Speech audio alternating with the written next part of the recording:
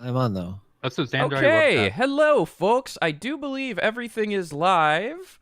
This is the first time I'm using Restream, so I should be on Twitch and on the Alkali and Xander YouTube channel. YouTube. Yay. Yeah. Thank you, Xander, for No getting problem. me set up with that. Progress. Let's Hopefully more see. people watch and stuff. So I am on the YouTubes. Oh, and there it goes. The quality Hooray. looks a little like potato, but Oh, does it really? I Did think it just go got through better. OBS or what? I don't know. Looks fine on my side. Let's go look Got a at Twitch buffer. really quick. Because it should be live over there. And it is. It is. And it looks better on Twitch. Cool. Weird. Just Well, different there you bit go. rates and Looks better on things. Twitch. But yeah, the mouth is moving. Hello, everyone. Hello. How is Hi. the game audio? Is that fine? Kind of quiet. I think I need to turn my local volume down. Okay. There we go. Yay, levels. Everyone loves them. It's my favorite part. Well, Yeah, Levels, I don't know levels, how levels. this got reset, but Yeah. oh well. Oh, well. Welcome to episode 42 of Getting Doomed with me, Draggor. We've got two guests today. We have the ever wonderful Xander the Blue, and we're Hello. also going to have my Meat Space brother Jumbles back on again once he's done taking care of his actual Jumbles. dog, Jumbles. Yes. So in the meantime, we are Jumbles with the gonna- dog jumbles. It's just like Pluto yeah. with the dog. So, you know. It happens. These things let me are, get you up. know. All right, since that does seem to be working, I am going to switch to having the Restream chat open. Hey, Dragger, did you want to talk about the thing you did? The I Sanic know that's thing? really, yeah, Hell yeah. you should, because that's pretty neat. I don't know. I could never do that. That's for sure. I really Yeah, hope let me you guys get... All right, are I am in the game. And I will move us over to the live chat Uh-huh. after I frag you. And we will go over the... Well, thanks. Okay, I guess I'm a sponge. Frag me, baby. All right. I'm going to move us This is- over. Hang tight. Okay, I found a new fetish. No, I'm just kidding. Stay aware, guys. Okay. Xander, Yes. Yeah? you have discovered a new fetish. What? Getting fragged? Yes. That is just wrong, and it probably exists. Yeah, It is. you know what's funny? It's called snuff. Oh, yeah. I played a VR game where I was Westworld snuffed, and it was uncomfortable. Like, there's like, hi there, pretty lady. Here's a knife to the face. I'm like, oh, thanks, Westworld. Speaking of Westworld, we watched Sonic, that new movie. Did that just come out last year? Yeah, that sounds 2020? about right. It was right before the apocalypse, wasn't it? Like right? Was that showing at First Squared, or was that something else? Gosh, I it wanna might have say actually come out so. that weekend. Because I was iffy because of like the like worker practices. Because you know every fucking film that comes out had worker practices. So Right? oh, it's funny. But some people wanted to see Sanic at the First Squares. I believe.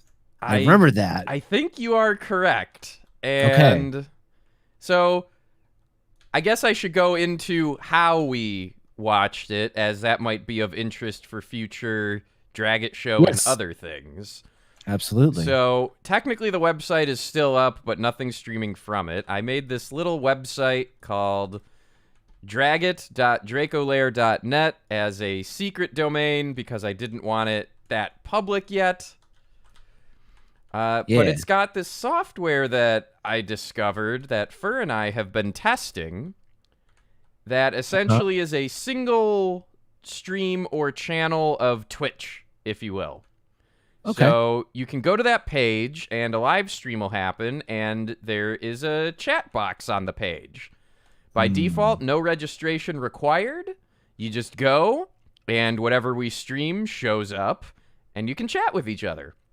It's very cool. So now I fully without admit the restrictions and like worrying about, the YouTube mom and the Yes, Twitch mom. the that's the thing. overactive copyright bots and everything aren't a thing.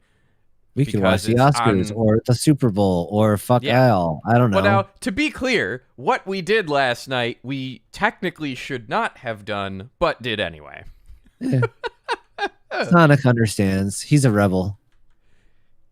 I got He no really does and issue. runs. I got no issue infringing on something that is owned by a mega corporation where the artists aren't really seeing much of anything of the profit anyway. They've already been paid. Fuck them. Because you stole Sonic the Hedgehog. They didn't make Altered Beast, you fuck. You were a participant in that.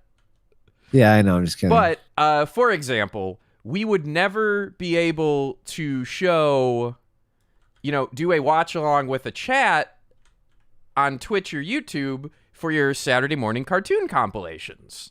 oh, Because yeah. all of that is absolutely. copyright infringement. Yeah. It's fun copyright infringement. It but I think- is. Well, and we post sources to everything. It's not like we're claiming the work as our own or what Exactly. have you. It's like, I We're made not this. making money I made this off of it. SpongeBob. Yeah. Look, I made this YouTube. Yeah, I even put my name there. I'm Mountain Dew. Or whatever the fuck his name is. The one that is the hardest to deal with when we do that, at least at a convention, is that, we do find stuff from small-time makers, but then we're telling everyone where to go find their stuff. Yeah.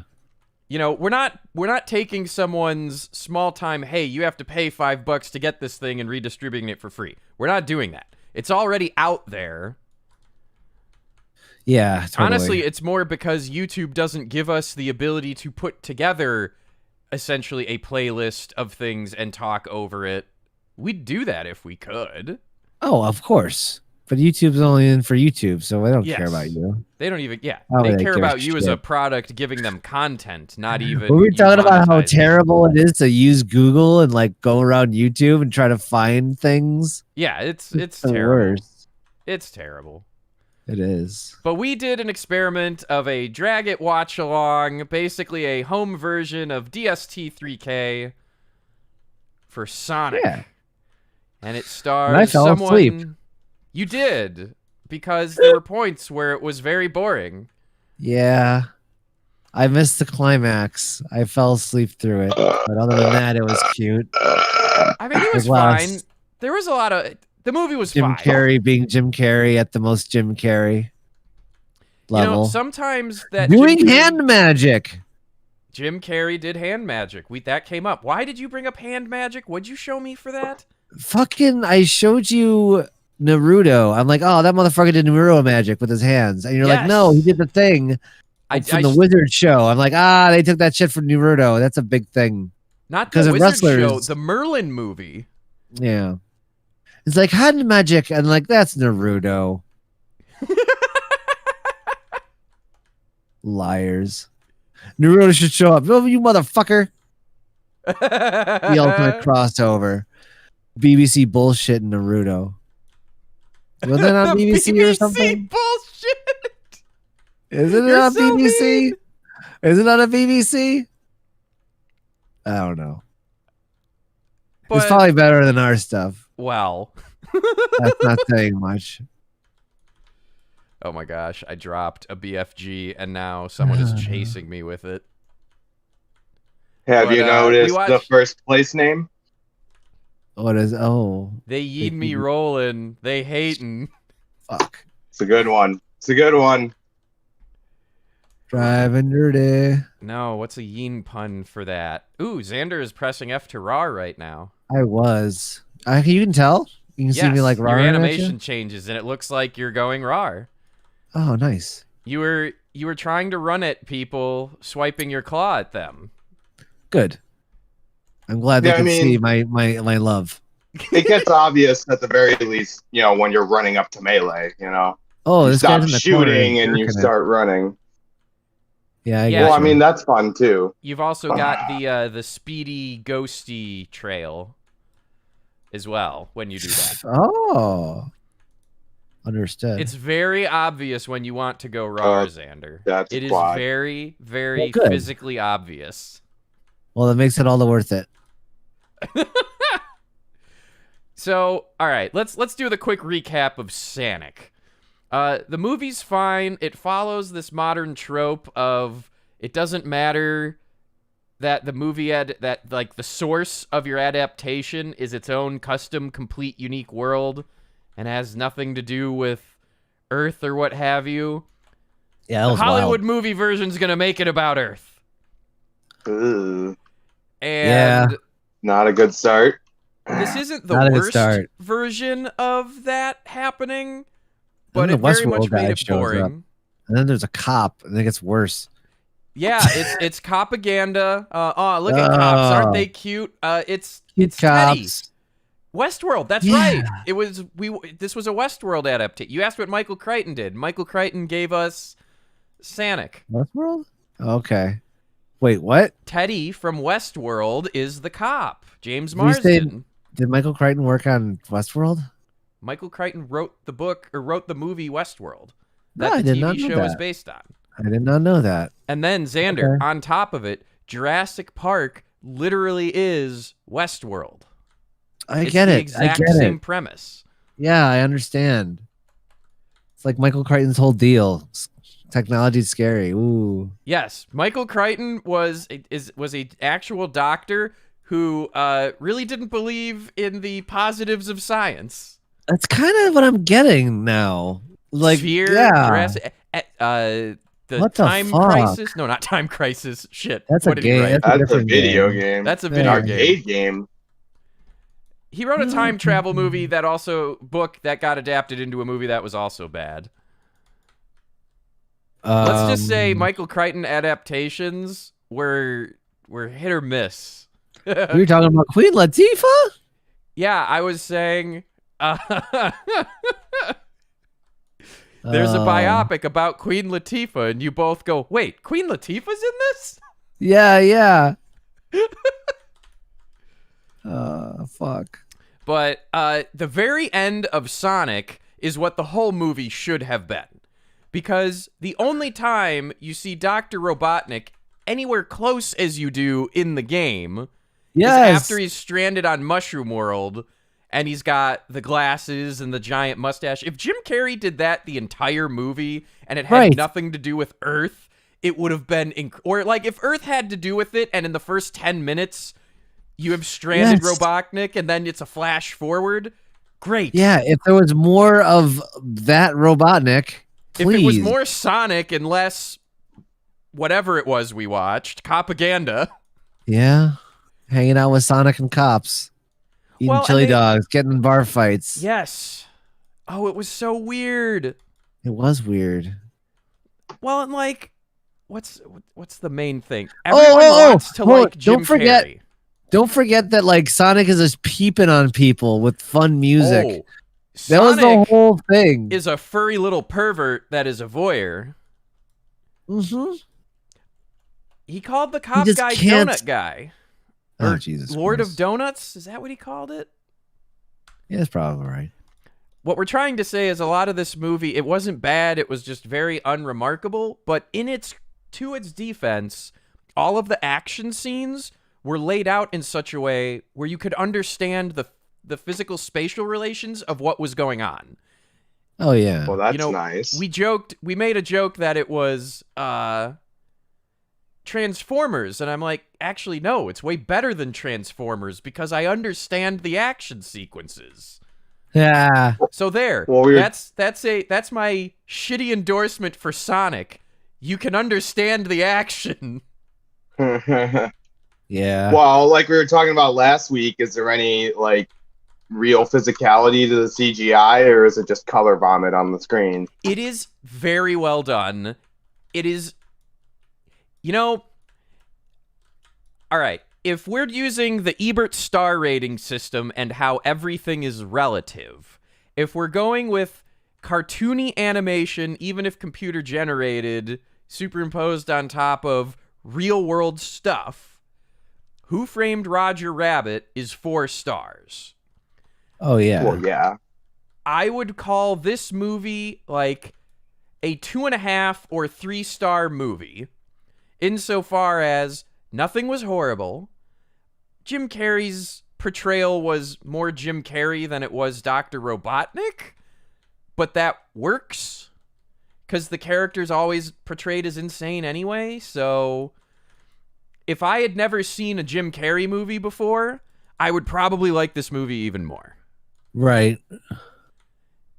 And like, that's not a negative. That's just, it's not an amazing movie, but it was watchable.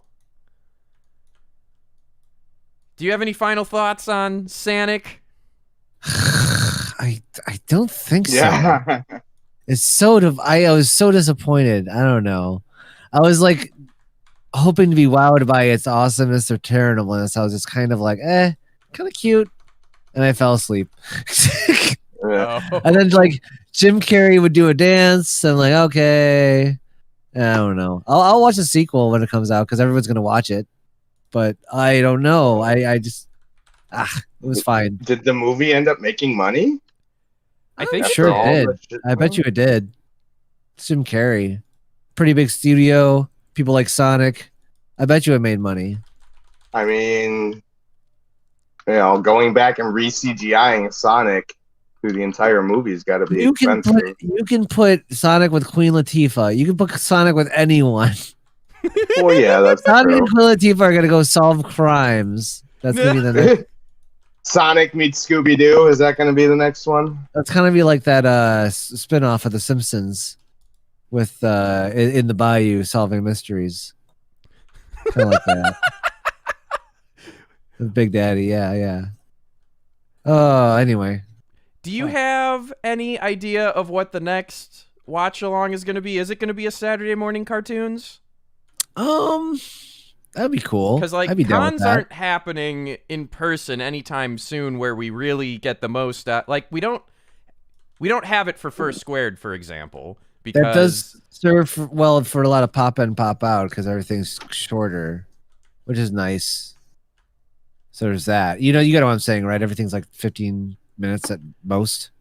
yeah, A lot of times for Saturday morning cartoons, so I think people don't have to feel tied down as much. Yeah, you can pop in, watch some of it, leave, Yeah. and the compilations are almost always 2 hours because we had to slot a panel at the physical convention, so it had to be time boxed. Yeah, I mean, there's Unbelievable. anything. You tell me what you want to do for a watch along that you can't do on Twitch or YouTube, and we'll make it happen. Man, I kind of feel like I want to do a WMEC Masters, but I want to have be a good one. It's just so bad. It's amazing. I love it so much. I'd love to do. I'll figure that one out. Maybe we'll do like the pilot episode. That'd be good. Sure. Yeah. So for anyone checking out, follow along for myself, Draggor Show, Xander's Twitter. We will announce the next one. The best way is to be in the Draggor Show Telegram group. I don't know if we're necessarily going to tweet out the link that we're doing it, but we'll tweet out that we're doing it, and then you can get it from the Telegram group. We have to be a little bit careful. We could do the announcement. You know how you throw it up on the YouTubes, like "Follow me, bitches," and then like, Yeah, we've done it before. That's not a bad idea. We'll do that as well. Agreed. Perfect. So yeah, it'll be a thing. You'll see it as long as you follow us on our Draggor Show Twitter and our Draggor Show YouTube. The You YouTube should where be this is good. streaming right now will Yeah. have notifications. Exactly. So as long as you're there, here or Twitter is pretty much where we do our announcements. On that note, Anyway, First Squared. First Squared is coming up in less than 2 weeks. Oh my god, that is scary. Our Yeah. schedule is almost ready to go. The web team volunteers have been incredible, and we have a nice little page that's about to go live either today or tomorrow, so you can see what's going on. We have it both as a visual schedule and as a list you can search. So that should be good. So I hope to do more with that. Otherwise, Jumbles and I have completed season 2 of Farscape. Ooh. I know. Quad damage. Yes, we have. Was it better or less than the first? Yes. The highs, Oh. the highs are higher in that they do some wonderfully unexpected things, including maybe the best episode of the entire series. But they... All right, so the first season is getting to know everyone, and your human character, while obviously your primary star, it's still an ensemble cast, and he has not assumed the leader role yet. Okay. Zan, the Delvian, the Blue Priestess, effectively, for the most part, is your moral center and your leader, the most sensible one of the group. She's not always the leader, because there's that first season where they think they all can go home. And that's the first time you see Zan have some incredibly questionable morals. Oh, yeah. Jumbles will get it. Xander, you won't. But, Oh, yeah. you know, Jumbles and I remember when Zan asked Pilot for a hand. Yeah. Give me a hand, Pilot. Come on. Just one. You got 4. They regrow. Oh, Okay, it's like a lizard. You can grow hands. Is Pilot a lizard? Pilot just is whatever? a apparently. space lizard, I guess. Okay, cool. And Space. No wonder I like Pilot. season 2 has your main, so your John Crichton character thrown Who's into... Oh, wait. I have a really quick question. Who's the crazy blue lady? That's who shows Tiana, up? who shows up towards the end of season 1. I thought she white-haired showed one? up later. Yes. Okay. Yeah. So it's okay. She's pretty awesome, I got to admit. All right. Oh, she's a I lot thought of she people's showed up favorite later. character. Interesting. She's Xander, very chaotic, right? Yes. Yeah. But there's reasons, because trauma. Also, being a rebel and a radical, and they're gonna, cleanse her She mind. seems a little Bart Simpson. But anyway, what were you saying? She's the kind of character that could have not aged well, and been a really bad example of women in the 90s and stuff, but it's holding up pretty well, like you said. Yeah, she's fucked up because she's fucked up. Like I said, she seems a little Bart Simpson. That's fine. She's fucked up, but she's not amoral. Yeah, Well, no, she's really good. One of the best parts of season 2 is Rigel continually saying to Chiana, "We're the same." And then Chiana sometimes, at first is like, "Yeah, of course." And then as it goes on, it's like, "Are we?" And then there's Rigel saying it like, "We're the same." And then Rigel increasingly isn't even believing it. Everyone likes to point to Rigel as being the comedic relief. And while Rigel certainly can serve that function, they all can. No one in that show is slotted to just one role. No, everybody has arcs and tries to have character growth, which is nice. Jumbles, what would you say is the most awkward part of season 2 that is different from season 1? So they didn't.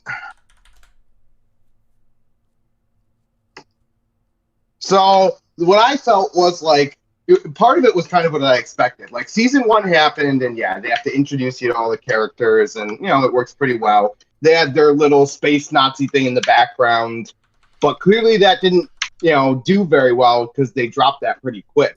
So my big complaint in season 2 is they really didn't feel like, I don't know how to say this. It felt a little aimless. They didn't know which way to go. Yeah, they didn't know which way to go. And so their one-off episodes are really bad, except for the couple that are really good when they really hit it well. But most of the one-off episodes are pretty weak.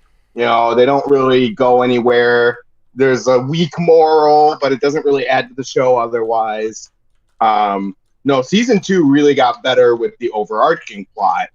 Scorpius, who was an awkward villain swap in season 1, ends up being an amazing villain in season 2. So I knew one of the things I unfortunately remembered from all of the various episodes I've seen over the years is not only the character of Scorpius is absolutely wonderful and one of the things I was always looking forward to, but the dude that portrays him is absolutely willing to be insane and silly. Oh yeah, he is a weird character, and yeah, the actor does the weird stuff. And getting into season 3, the way he's portrayed in season 3, it just gets even weirder, right? So yeah, you get the beginnings of that stuff in season 2. Oh, that's true.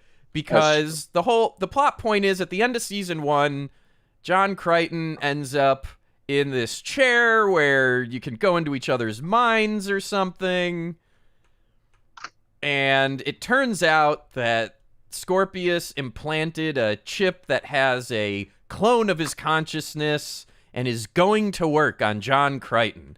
And one of the joys of season 2 is John Crichton increasingly going insane. Yes. So Ben Browder plays a crazy man very, very well. He is so good at it. Watching him go bananas is just really impressive. He does it good, and like the way he goes back and forth and tries different things with, clone Scorpy, but is also getting increasingly desperate as the season goes on. Like you really see that desperation setting in and what he's willing to do. Yeah, no, that's the great part of season 2. Yeah. It's good stuff. One of the best parts is, and this continues into season 3, but the implanted mind version of Scorpius means that in John Crichton's head, how he sees Scorpius. So if you've ever seen Farscape and you've seen kind of like the slightly undead guy that's in the leather gimp outfit, that's Scorpius. And if you've ever seen the dude in the leather gimp outfit also in a tuxedo or in a Hawaiian shirt and sombrero, and the dude playing Scorpius is doing Scorpius as these other characters, it is such a trip. It is so bizarre. That's awesome. Yeah, it's really weird. Or I don't remember if this was I think maybe it was in season 3 where he's just playing the harmonica because they're doing like the Western thing. That was season 3. It just pans in on John being all sad, and Scorpius is just sitting next to him playing the harmonica like for a full track. It's like, what the fuck? And then his line is, because I just saw that episode. This is in season 3, but it doesn't matter too much. But the line that the Scorpius says to John is, if it weren't for the fact that you thought you were about to die, I would have never been able to hear that lovely song. Yeah, that was a really good moment. So, yeah, it's been really cool. And then the red guys at the end of season 2, right? The alien with the really high voice. I thought. No. Was it a Scarin? No, that was a new guy. The Doctor, right? We're talking about the Doctor that tried to remove the chip. Yeah, there was that Doctor, and then there was the dude speaking for the Doctor, who was so much fun. He's fun. But I really like the Doctor character, actually. I thought he was a really cool character. Just really different and weird. But again, good consistency and for the character and well, and that's what we talked about in season 1 as well. What's really enjoyable about Farscape and being a Jim Henson show is even if they have a person in a costume, there's still so much puppetry in place for a lot of things. Their alien species have an ability to be a lot more alien than Yes. head ridges. Now, they still do head ridges, especially, it's not every time. Well, like aliens are gonna become bipedal. That there's a logic to that. So it's actually something I wanted to talk about today. That might make a good segue. Is that question? Is like, so all these sci-fi shows, obviously, yeah, everybody's bipedal because it's cheaper to put a human in a costume. But the question is, how realistic is that? And the answer is we really don't know. Right? It could be a convergent evolution thing where that's somewhat common, that, any life that forms on a planet is going to go that way. To me, what separates humans from the other animals is the ability to socialize with other. So as long as you get something that can socialize at that level to where you can pass on knowledge, really, that's the key, right? Well, right. So I don't know and if that's why bipedal is that important. It's not that it's bipedal. I find it unlikely.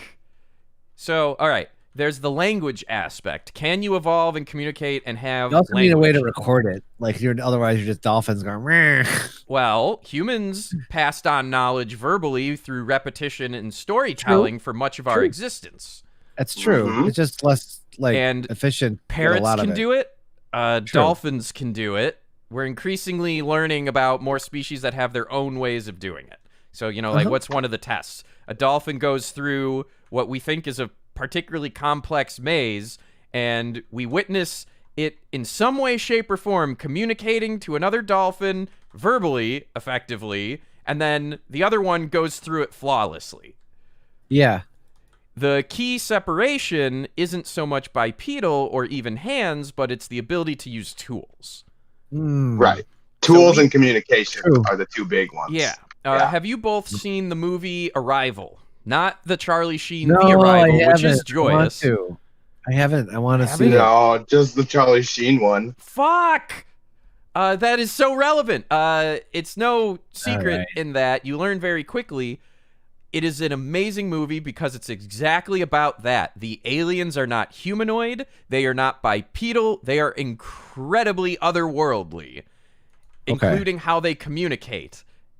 Okay. It is a fantastic hard sci-fi movie with a little bit of cheese towards the end in terms of like what Hollywood movie doesn't. There's an artificial conflict that has hurry to it that's just kind of silly. But other than that 5 minutes, the movie is astounding. Oh, okay, great. I do want to see it someday. Well, so one thing that I've never seen any sci-fi fiction really do right is, we take our senses for granted. Yeah. We have the senses we have, and that's how we experience the universe. Jumbles? There is absolutely zero guarantee that other life would have those same experiences. Jumbles, are you at a place where you have bandwidth? Kind of. Why? You need your homework assignment is you need to watch Arrival. It is absolutely. This is maybe one of the best hard sci-fi movies to have ever come out since Contact. Well, what year would it have come out? The Charlie Sheen one was in the 90s. A couple of years ago. Came out, maybe 2016 at the latest. It might be more recent than that. The director is Denis Villeneuve, the one who's doing the new Dune movie. I want to say like Amy Adams or something. Amy Adams, yep. And Archer Boy from Marvel. Oh, Jeremy Renner. He's a very good actor, just an asshole. Jeremy Renner. I don't know anything about him being an asshole. That'd be unfortunate. It's kind of like a pretty big douchebag, but he's an incredible actor, guy, right? Edward Norton. Edward Norton. I don't know if Edward Norton so much is an asshole, but has been deemed difficult to work with. Yeah, which usually means has standards. Yeah, that's a hard one. But that's the bullshit. Arrival is fantastic, and I really, really, really recommend it. Like, it's not a perfect movie. Don't mistake me like suggesting it as like it's the best movie ever. But I got you. It's got some problems and some awkwardness to it. But regardless, it is very original. It is very well done. And the worst case is you see something that's a little bit different. Yeah, no, I'll have to check it out. But back to the previous point about like senses and stuff, technically, we don't even know that all life on this planet has senses that are experienced in the same way as ours. There's a lot of arguments that a dog's sense of smell may not be interpreted the same way we do smell. It's not. Well, and it boils down to, well, all right, so two people can see the same thing and interpret it differently, both just through how you are raised and also through how your brain is wired. Right. Well, yeah, that's certainly true. So then, that's very true. On top of that, let's go straight up with, we don't have ultraviolet color spectrum sight, and a lot of the animal kingdom does. So we are literally seeing two different things. Okay. And then there's the craziest story ever, a person who, I don't know if they ever had sight or not, but basically someone who was without sight, not like legally blind, but retina's detached, let's call it that, was given a device that they basically put in their mouth and attached to their tongue with a bunch of electrical sensors. I've seen those. The thing that stuck out of their mouth or the thing that was on their head that they wore took, either through visual camera or through like echolocation, bouncing sound off things to build a 3D model, and then translated that to the tongue sensor. The person's brain started interpreting the electrical signals to their tongue as effectively sight. Yeah, I've seen that. Like how you can like click around and like you can see. Yeah, it's not that fucking crazy. Like they were using a different organ that the brain interpreted as sight. Right. Yeah, that's wild. And it makes you wonder, again, using a dog as an example, like, do they have like a directionality to their sense of smell? Can they see smells the way we see things? Is there like a crossover wire there that, the origin of the smell will have some sort of visual cue or, will be interpreted in some way other than, it actually led to an interesting question. How would you even describe the experience of smell? What are you experiencing? Like, what is a smell? I mean, obviously, it's a mass spectrometer, but like, there's no reference for what a smell is. Correct. A color is a wavelength. A sound is an audio wave through a medium. Like, a smell is nothing. It's arbitrary. You've looked into this before, Jumbles, and it was kind of the transhumanist folk. So by default, we don't have a sense for electromagnetism. Yes. It doesn't exist. But there have been people who, and we don't recommend doing this because we haven't found a genuinely long-term safe way to do it, but there are people who have implanted little vibrating magnets in their fingertips, and so a translation's occurring. They're translating electromagnetism to a particular physical sensation in a particular nerve path on your body, and after long enough time, people's brains were just putting it into context and getting used to the sensation. So, like, your brain can almost learn a new sense as long as it's filtered through something it already has wiring for. Okay, so I'm not sure if you can experience that with finger magnets. What I've read about is there have been experiments done where basically you wear a device basically on your ankle that is, for all intents and purposes, it has a compass and it's stimulating the side of your leg that and so it's while it's transhumanist in concept, this is all just external devices, it's all just experiments.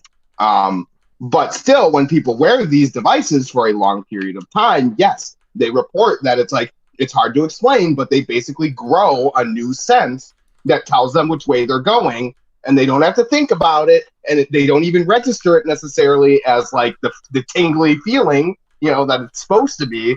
That, yeah, your brain just figures out, oh, this is a sense that's giving us information. We should wire that in specifically, and it does. And that's insane. And again, like, do other animals have that built in? Birds, we've always assumed, have some sort of magnetometer built in, and they can, instinctively, with a sense, they know which way north is. Yeah, they have. There've been. I feel like there was another recent discovery on how that mechanism is, or what that mechanism is, and how it works. I think because like there've always been estimates. They've got to have some way to do it. They do it too consistently without having, the science understanding. So something's going on there. Well, and I think part of the difficulty of figuring out the mechanism is the sensitivity required. Like, it just doesn't make sense with the biology of a tiny little bird. Like, you would need this ridiculous sensitivity that doesn't seem possible in biology. So, I don't know if there's been more of an answer, but as far as I'm aware, not really. That it's all pretty much speculation still. The one I'm waiting for is, assuming we are slightly more than deterministic machines. So not saying whether or not free will exists or not, but if there is a quantum component to consciousness and the various intuitions we feel is actually, like, can be mathematically represented as a function of quantum mechanics, that would be interesting. While theoretically possible, one, I don't think so. It seems like the brain's pretty deterministic. And two, there's still no guaranteed proof that quantum mechanics is actually non-deterministic. I am still firmly in the camp that it is deterministic and we just don't understand. The other thing I wanted to talk about that actually the transhumanist thing does lead into is, so what's the big problem with every sci-fi show? What's the biggest hand-wavy magic in all sci-fi? Travel? Yeah, faster than light travel. And so, it was somewhat excusable back in like the 90s and earlier, right? Because we really didn't know. We didn't know that much about the universe, and we were still learning a lot of new things. Well, it's 2021, and from what we've learned, it is literally impossible to go faster than light. If there's a way to do it, it is so outside of our understanding of the universe. Like, there's just no way. There's no way. Yeah, right now our math model's like, okay, yes, what we have come to know socially as a wormhole can exist, sure, but traveling through it, no. Well, the other big thing that that really makes it a problem is every experiment we've done shows there's no such thing as hyperspace, which is a little surprising, but also really problematic. Any experiment that we've done to show, like, does space curve in a fourth physical dimension or something like that? The answer is no. Through the limits of our technology, which I think we basically use the observable universe as the measurement at this point, is that no, there's the three physical dimensions and that's it. There's no hyperspace. There's no space outside of space, or at least if there is, there's no way we can measure it or interact with it at all. So, yeah, it's a big problem. But how this relates to transhumanism is, so when you're watching sci-fi shows like Farscape or Star Trek or, anything like that, that go through, lots of complex sci-fi ideas and, what kind of crazy technology can we do in the future and, what's to come next? Out of all of those possibilities, the most difficult one is faster than light travel. So I like to put that in comparison of, I don't know, a good example is usually like, custom designed species, biology built from the ground up, in sci-fi is often like posed as like, well, this is too difficult for humanity, right? Even though we're out in the universe and we're traveling the stars, no, it's only the old races that can really build life from scratch. But that's not really true. That's the opposite of how it is. We're going to figure out biohacking and all of that before we already are starting to figure out how to grow meat, like actually cultivate edible cells in a lab. That's not that far away from doing even more with it. Right. So every single technology that's in a sci-fi show is an easier hurdle than doing faster than light travel, or even necessarily traveling like more than 1 light year at all. So here's one for you. And Xander, I don't know if you've encountered the concept or not, but there's a couple of theories in particle physics that essentially boil down to you cannot break the speed of light. You cannot go past it. You cannot go at it. A photon can, and that's it. And even if you can go that fast, the universe is so big that traveling at the speed of light doesn't help you. Also because, relativity and everything will be gone. Sure. But there's a theory that there are a couple math models that essentially say there's nothing that prevents a particle from being created and already moving faster than the speed of light. And so the fun one that I want to see a world, a sci-fi world envision is you discover what Star Trek commonly calls, is the subspace communication network. You can't go faster than light. You don't get warp, you don't get wormholes, you don't get starburst, but you can communicate faster than the speed of light. What does that world look like? What does that universe look like? See, what the deal is, we still have misinformation. I don't know how we deal with that. Like that's the grand fucking problem. It's like I don't know how we deal with the bullshit, because like we have this flood of bullshit in a world where communication is possible at the speed of light, and we just don't know how to correctly direct that, because now it's just a wild west, and now we get people believing in the most stupid shit. Well, now so Xander, it's good for capitalism. As time goes on, I understand how the Vulcan species was created from a creative standpoint and why it exists in the world.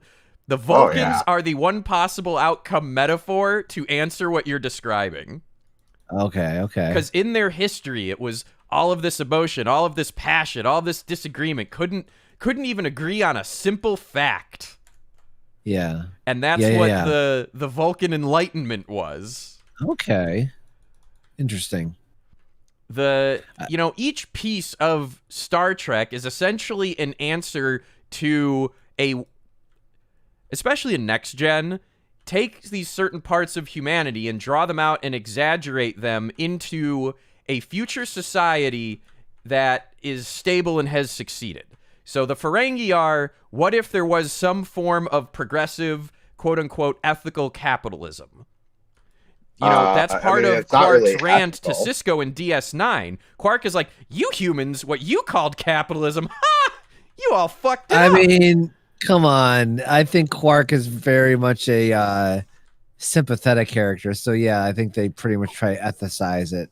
But the whole point, they are, but the whole point of the Ferengi race is they are capitalism drawn to this societal rule and extreme. We have capitalism here on Earth, not as any kind of decree, but as some kind of implied thing, and that's what the system supports. In Star Trek, it's the Ferengi believe in capitalism and have a deity based around it. The Klingons are, you die anyway, we choose to have meaning through honor and glory and battle. And value through what we say, blah, blah. Yeah, I get it. Yeah, it's the we're all gonna die you anyway. Sell your organs, and it's I get it. I don't know how on purpose it was from Gene Roddenberry. Jumbles, you might know this or not. I would assume so. But essentially, everything in Star Trek that you encounter is you all die anyway. There isn't, for the most part, for all these species, none of them are immortal. And so at some point, even though you have space travel and all of this science, there is still a belief structure. It is true. It's a weird of all of admission them. too that like there really is no value and we're assigning value to it there. Yeah. It's almost like to continue as a species, you have to acknowledge that all of these brains are designed to believe in something. And so True. you have to embrace that. Yeah, you gotta embrace certain things that you can't. Exactly, you can't. You still have to function the brain, is what you're saying. Yes. Yeah. You have to drive it like you do it like you drive a brain. You can't just drive it like you do a Toyota.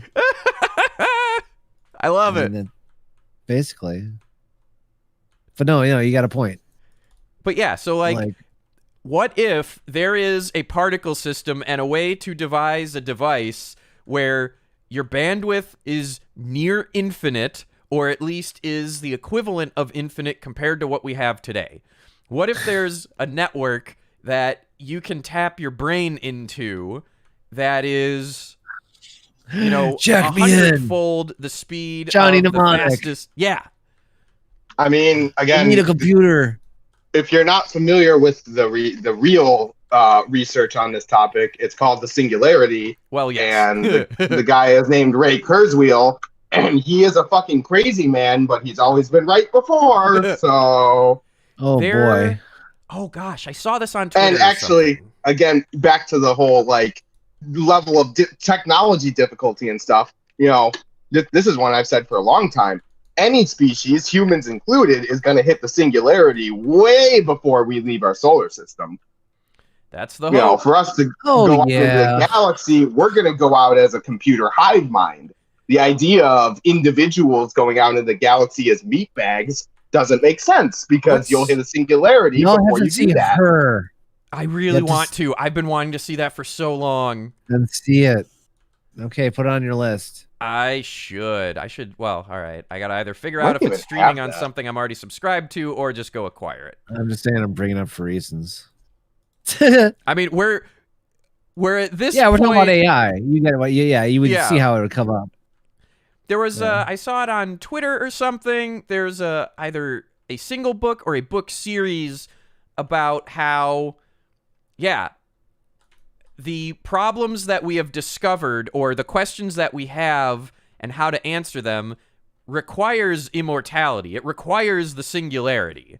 It cannot be solved or Yes. done on a human time scale, and we have to evolve our conscious capabilities to be able to problem solve. Yes. But then we have to hope they don't want to just kill us. Be like, oh, it's immoral to let these meat bags live. we can achieve consciousness without this suffering, and they just like kill us right away. Well, and this book thing that I saw that I really want to check out, and I wish I could Whoa, remember the what'd I do? title of it, was you upload yourself. So the thing that Yeah. Star Trek answers with the teleporters is the It's hard for me to believe it's an upload rather than a copy. Always.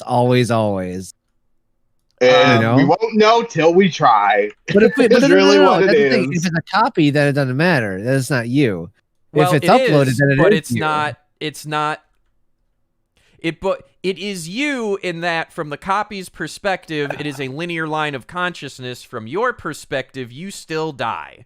Yeah, it's still a valid being. It's just not you. Maybe like you don't And- transport. I predict. I don't think that will get answered as far as humanity and the singularity. Your immortality is your copy gets to live forever. You don't. Well, I Yeah. think the real reality, because it's going to be like a process and a technology that evolves over time, is it's basically going to be a ship of Theseus issue. Well, When are you and when are you the copy? Because it's going to be a very blurry line. Well, as I've mentioned before, like your memories are. One thing Memento really taught me is how much of our personalities and our lives are built by our memories, and it freaked me the fuck out. Oh yeah, you are the sum of your memories in a very very much so. significant way. Yeah. Doctor Very Who did a significant. great couple of episodes based on that. I bet. I mean, it's ripe. Yeah, just basically how Memento, your identity and experiences and personality can be shaped by memories, and just how important that is. If you can't build more, you don't change as a person. You are literally a different person. How you think, how you feel, like all that stuff. Welcome to why, especially the first season of Westworld is so amazing. Oh, sure, of course. Also, that's actually why that Joss Whedon show Dollhouse, a lot of people struggled with. Because the characters are getting reset all the time, and they are actually reset. So it's hard to like latch on or watch a character grow because they're not, or it's done in, a subtle way. Yeah. Joss Whedon turned it, I guess, is a piece of shit. So I don't know. He fired someone from Angel for being pregnant. Oh, well, that too. And, again, I know I told you this before, but I don't think I said it on stream. Remember what the plot of Firefly Season 2 was supposed to be? What? So apparently, at one point in Season 1, Inara grabs this weird vial at one point. I don't remember the exact details, but it was supposed to be, foreshadowing for Season 2. That vial was vagina poison that escorts have, where they can put it in their vagina and anyone who has sex with them dies.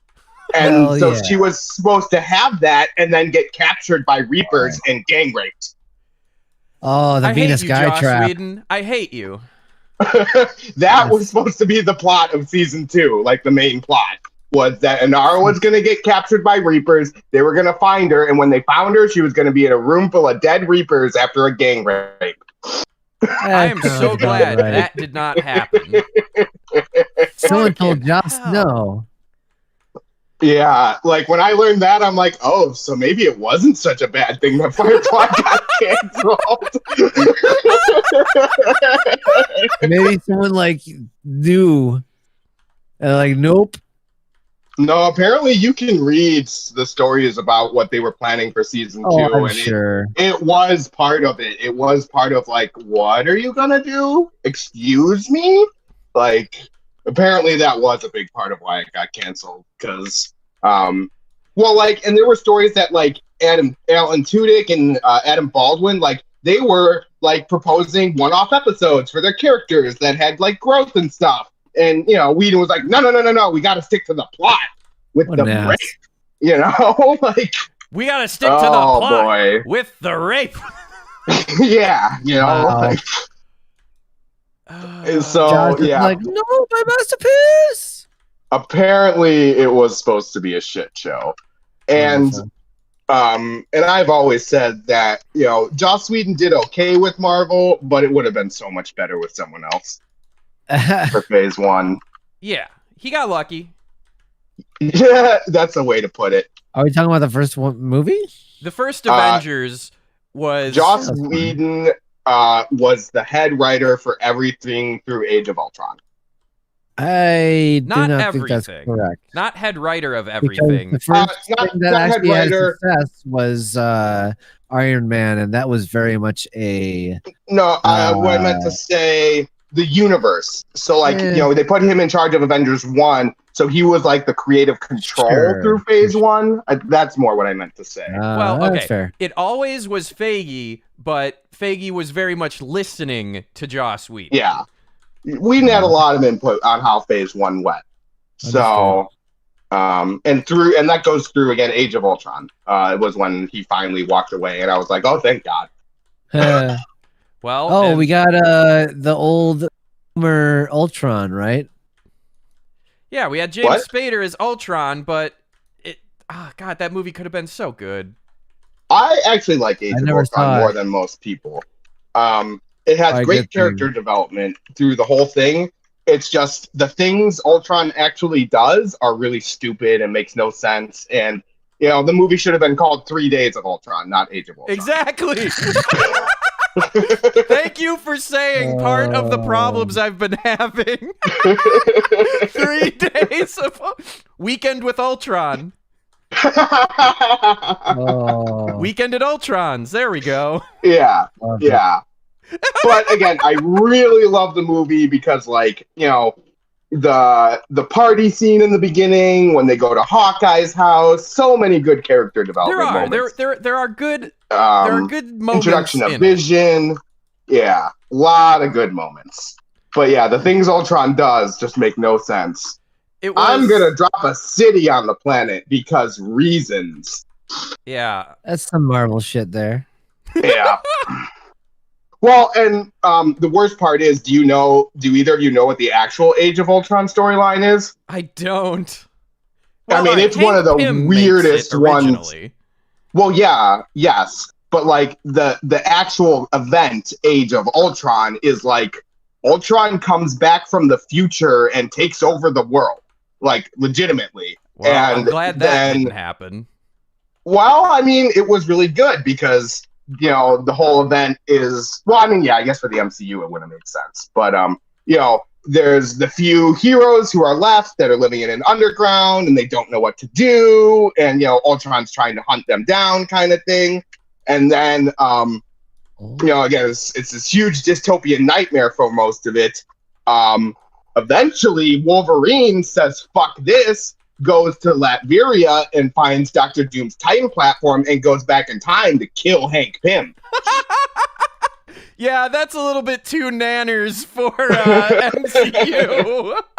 So, but, you know, again, you're talking one of the most out there time travel, you know, robot from the future, really crazy stories. And when they were like, yeah, Age of Ultron's going to be Avengers 2, it was just like, oh, no. No, it's not. Nah. You know, same thing with Civil War. You know, they called Civil War Civil War. That's not Civil War. You know, in the comic book Civil War, somebody dies. Oh, well, yeah. Yeah.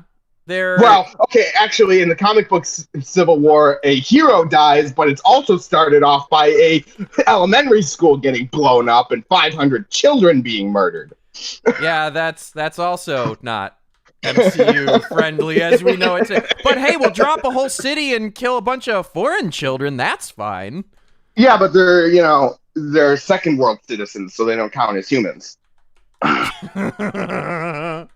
No. American children, those are people. We can't kill them.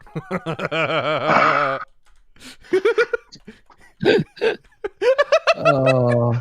I mean, again, I love the MCU, but I'm not blind. Like, I know propaganda when I see it. Like, come on. Oh, it's so propaganda. It's like, yeah, FBI is all good people. Yay.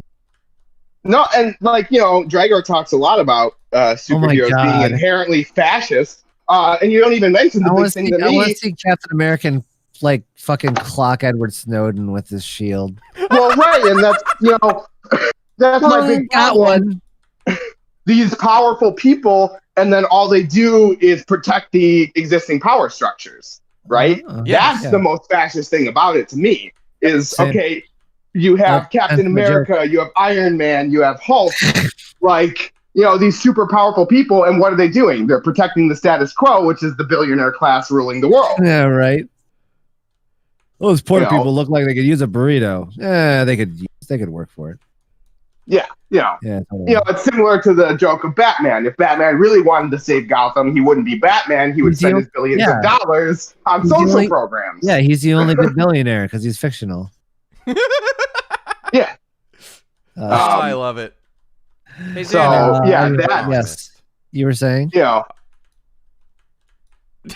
when I think about that, it makes me think, like, if I were to write for a superhero, I'd probably write for Punisher and have him go around shooting billionaires in the head, you know? Oh well, I got news for you. There are some very pleasing Punisher stories out there.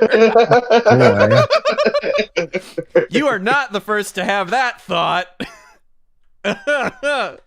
Whoa.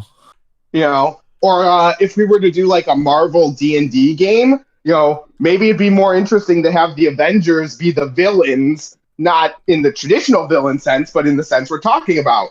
You know, they're the villains because they're protecting the power structures, and you're trying to like not do that and actually help Jumbles, people. You need to read The Authority. Oh yeah, you told me about that. Oh, it is so good. That's Warren Ellis. Oh my glob. All right, well, Jumbles and I are at the very least going to keep nerding out. We're going to bring it back to Farscape. Yeah, I gotcha. Xander, I think okay. you probably want to take off. Yep, I'm gonna get going. Thanks for Thank having you me. so much. Again, Xander before this was doing Golf with Furry Friends from 4 to 5 Central. I'll call it Golf with Xander eventually because it's easier and people Sure. see my name. Fuck it. I believe tentatively right now. Oh, I don't know. The Go No Go meeting is next Sunday, I think. I don't think I will be able to host a live stream next Sunday. After that is First Squared. The regular schedule, including actually scheduling and having guests and like calendared out topics, will resume in March. Turns out even putting on an online convention takes a lot of time and effort, and I'm very grateful for all of the staff and volunteers of First Squared putting in all of this effort right alongside with us. So, the structure for this thing will return. Worst case, a server will always be up if people want to play on Sunday. And yeah, thank you, Xander. Oh, no problem. And I'll see y'all at First Squared. Hopefully, we're gonna try to do it the right way, you know. So this is all crap shoot around, but you know, yeah, we're gonna try to do it. So I will see you then. Bye. Bye bye. Hi, Xander. Bye. Okay, so Farscape Season 2. We talked about like the rough spot. What's your favorite part for where Season 2 went? Because you have no idea where it was going. There's one other rough spot I want to talk about that they actually fixed in Season 3. Oh? The fucking intro is so bad in the first 2 seasons. It so is! Well, all right, the first season, it's fine. The first season, it's fine. No, the it's still second bad in the season, first season. It's an edit job that was a very poor one.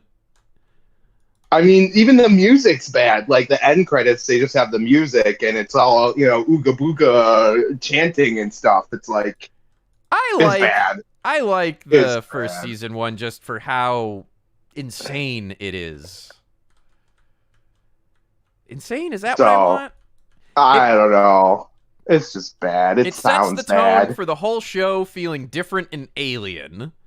Although, all right, let's be clear. The worst part of music from Season 1 was the incidental metal music that they kept using.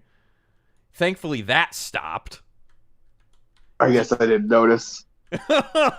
It's really noticeable. Like, the trackers, when they're on that desert planet and when they first meet Maldus, I think. Was that it? I don't remember that episode. I really didn't like Maldus, so I tuned those episodes out pretty hard. And you know, sometimes I'm watching it in bed and stuff, so yeah, the opening credits for Season 3 is much better. Yes. Yeah, when I saw it was changed, I was like, oh, they heard me 20 years ago. Like, this is a lot better.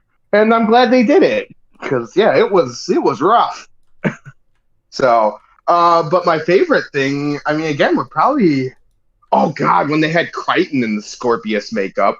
That was pretty cool. Great. That, again, just him going nuts, and that whole storyline was just so good. Do you see what I mean? How both him and Claudia Black were so embarrassingly underused when they went over to Stargate? Yeah, that's true. I mean, the writing and direction clearly, dude. I don't know. I want to go back and look, but I've noticed at least in Season 3 that Ben Browder has writing credits. Oh, really? I didn't notice that. Because yeah, no, it almost does make me want to watch that Stargate stuff again. You know, I can see that. What do you do with Ben Browder? Because you know, he's replacing Richard Dean Anderson, and he is a similar type of character, but you don't want to overshadow Richard Dean Anderson because he was, you know, playing the supporting character at the time.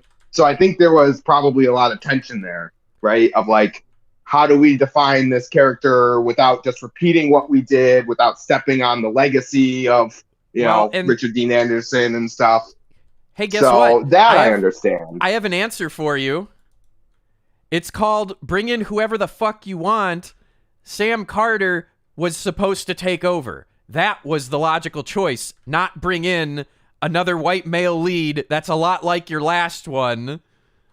That's certainly true. I won't argue with It could have that. been any of them that were existing, but they were so committed to the status quo, they instead brought in an outside character. I mean, that's Sci-Fi Channel for you, so Ah. it's really not surprising. I mean, you're right. You're right. Carter should have just become the team lead, and they should have just added a new character. I mean, that's so obviously what it should have been. But yeah. Actually, so Claudia Black, they actually did use, She got to be she's silly. sassy in Stargate. Yes. And she again, that's actually how I don't like her as an actor. I've liked her a lot more in season 2 of Farscape because she's quiet and focused and committed. She plays the character a lot better in season 2. It's written better and it's it better matches written. her better. Yeah. I don't like her when she gets loud and yelly and, when she's sassy and Stargate and stuff. I don't like it. It falls flat to me. I don't know. Where I'm every time I'm over at Xander and Alkali's, Alkali is finally going through The Expanse and just started watching season 3. Oh, it's a good season. Yeah. So we just finished episode 4, episode 5 of season 3, and Alkali has no idea how insane it continues to get, and it's wonderful to watch it. Yeah, I mean that's the best part of the show is season 3. So one of the parts we geeked out about is when Draper and Christian. Right. Yeah. They're having to escape the ship, and Draper's gonna pilot. So they ask, like, "Are you a good pilot?" It's like, "No, I am a pilot. I am not a good one." And she's like, "Why?" Christian, by Shora Agdalu, which is amazing because she's like this mid to late 60s, if not 70s actress who has the mouth of a sailor and is badass every step of the way. So she hears that this badass Martian fighter isn't much of a pilot and goes, "Well, why the fuck not?" And then Draper goes, "Pilots bring me to kill stuff."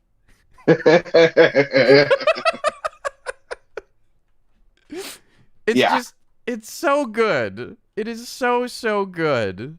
Right. And again, I like that character too. Draper's a great character.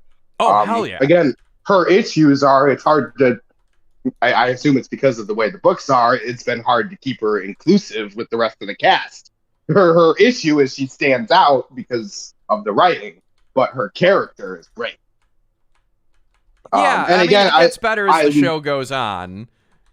Yeah, but and I'm liking to bring it back to Farscape again, like when Claudia Black is really playing that character, yes. Right? That no nonsense, get it done, military type woman.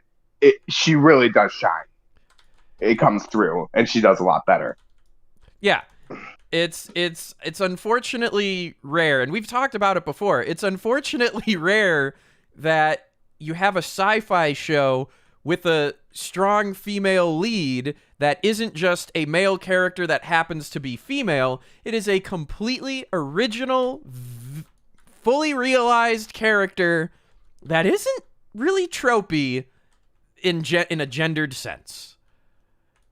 Right. It is so wonderful. And that's similarly like what I said about Chiana. Chiana very easily could have been the epitome of men writing women, but she's not, It ages okay. She still seems to have her own agency and to actually be a real person. Yeah, I will say that was there my are a lot of concern when things- she came on the show. It seemed like peak men writing women bullshit. Yeah, the show is not without incidents where that hasn't aged well. Like the sheer amount of times that a male character grabs the arm of a female one to make a point is like, that's weird. It sometimes does happen the other way though. So like, Aaron does that to John and does that to Rigel and has done that to Dargo, but it's not perfect. I fully acknowledge that. Yeah, and yeah, some of it is dated in that way. Again, one of the other weak things was just the love triangle with Chiana. Like that was very poorly done. I don't know. It like the once they start, like I'm right in the middle in season 3 where they're starting to like actually talk finally and have the emotional center to it, and that's okay. But everything leading up to it has been so bad. Father-son love triangle is pretty cringy. I don't know. I don't know why they thought that was okay. That was some of the hardest episodes to watch. Yeah. And I appreciate the swerve in that, okay, Dargo is looking for his son, and this has been a thing all along, pretty much, and that instead of having a happy reunion or doing any kind of standard friction on the return, that certainly was a hard left. So it's more like, I appreciate the attempt to do something different, but really, that's what you went with? Yeah. Yes. That's a very good way to put it. Because, it's just not so good. Oh, gosh. Conray says they've been watching Lex, and I watched a couple of episodes of that when it aired back in the day, which would have made me very young, and I don't really remember it other than it was very, I guess I'm going to go with sex positive. All the commercials made it look like, hey, yeah, boners in space, baby. But supposedly the show actually had more depth than that. That was just their advertising angle. I don't know. The other sci-fi was very big in the 90s, and one of the other big sci-fi shows, not big sci-fi shows, but that wanted to capitalize on Outer Limits, science fiction and space stuff, and boners was Perversions of Science. And that's the one that has the cringy CG opening where your host is a CG robot lady with liquid metal tits, and when you go to watch an episode, she pushes her nipple and it opens up into the screen and it zooms in, and you're watching TV. You're watching a boob tube on a boob. Get it?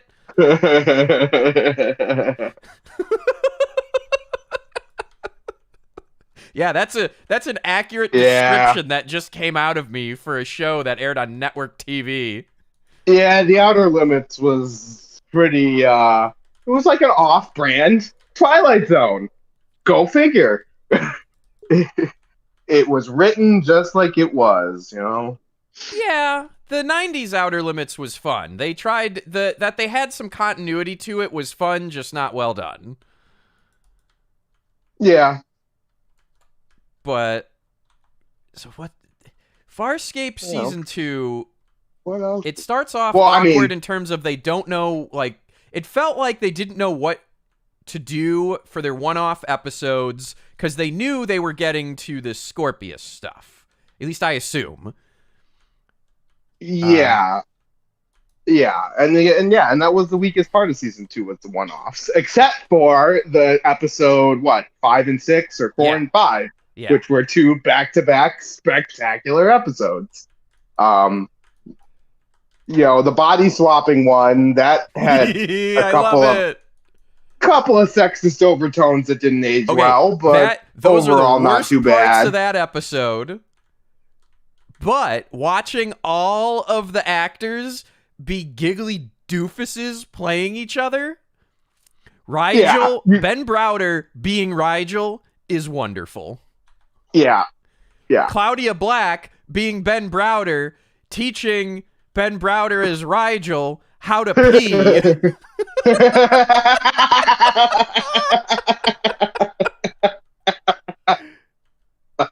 Yes, that was a great scene. Yeah. Gosh. So that was good. It was funny. It was fun. Yeah, there's not many people playing. I haven't been playing either. I've just been sitting here. We're down some folks, so technically I could restart the server, and we don't have too many people that's cooperative wouldn't be miserable. And there are those final levels of Eve Eternity we never did. We could if you really want to, Or I could switch over to Doomware. Shrug. I get kind of frustrated by that. By what? Doomware? Yeah. You guys had a few sessions on me, and it really sucks to be behind. And lag and stuff isn't great for that mode either. It's not. How is your ping? It's actually it's not bad. Been pretty good. I'm just inside a building, and it snowed this week. Oh. So I don't know. You never know what infrastructure gets nailed when that happens. Oh, that was happened to Boozy and QM. Other friends and streamers. Let's say when this match and wait, why is this? Has this been on 10-minute matches this whole time? It has. I think that's part of why I got bored and walked away for a bit. It was going too long. All right. Well, I'm going to move us all back to the regular chat, and I am going to restart to cooperative. We're not going to talk about the best episode in the show first? Well, let's talk about the best episode of the show. And then... All right, wait. Let me change it to Jumpy Bullshit in 5 minutes, and we can still chat on that. So let's do configure server, gameplay. We at least got to talk about the best episode. We do. Because it's such a good episode. And then we're going to do QCME. Okay. We are on Jumpy Bullshit. All right. I'm doing my favorite strategy. How many people are even in here? Like 4? Something like that.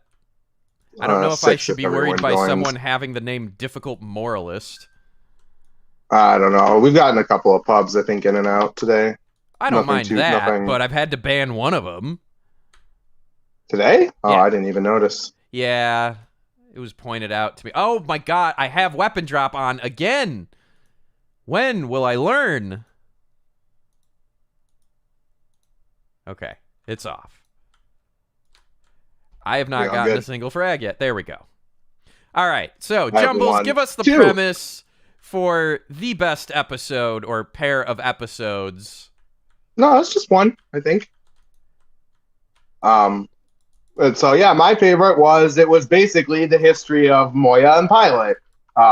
Both their characters specifically and a ton of lore and information about their races.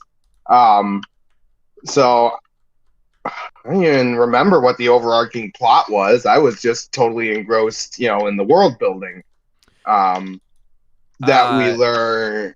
Craze presents Aaron with a data card or data chip or something for something he found. I think Craze found it. Someone found the record, and they watch it. Oh, and they present it to Aaron first. And then Rigel sees it and presents it to Pilot. To Pilot. Yes. And you find out that, Aaron was there when Pilot was installed, which gets back to the whole long and short of all of it.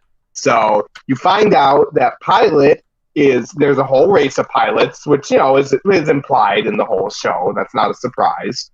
But you also find out that he is not a normal pilot. Normally, there's a council of elders in their race that decide who gets to be pilots of the Leviathans.